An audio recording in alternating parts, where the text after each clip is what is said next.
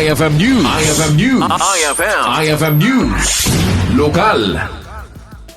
Nangipaay iti may sa Daniw ni Governor Cecilia Araneta Marcos sa kabayatan ti State of the Province address na iti kalabes.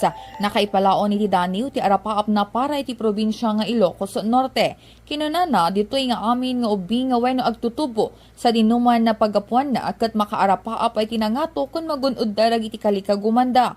Inbatad pa iti gobernadora nga ti probinsya kat mapagbalin nga healthcare kan saan nga pribilehiyo ti edukasyon kat silulukat iti amin nagiti kalsada ken komunidad kat natalgad kan ti teknolohiya ti mga mamagkamang iti tunggal Ilocano para iti napabaro nga oportunidad. So my dream for Ilocos Norte is not a dream for one person, one administration, or one generation.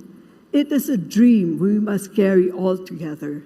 A dream that belongs to every farmer who rises before sunrise, to every teacher who stays late for a student, to every parent who sacrifices so their children can have more, and every young Ilocano who dares to dream, and to every citizen who, despite all the challenges, continues to believe that tomorrow can be better than today.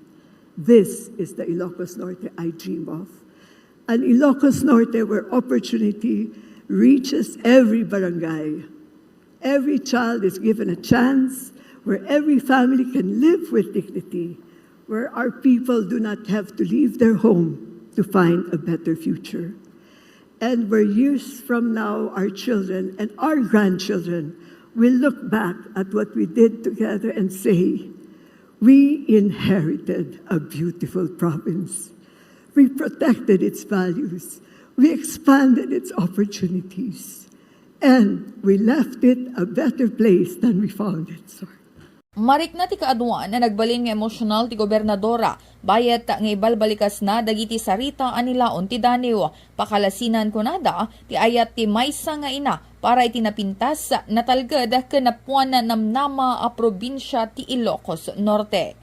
Para iti IFM News, Idol Bernadette Toledo, Tatak, IFM. IFM News. IFM News. IFM News. Lokal.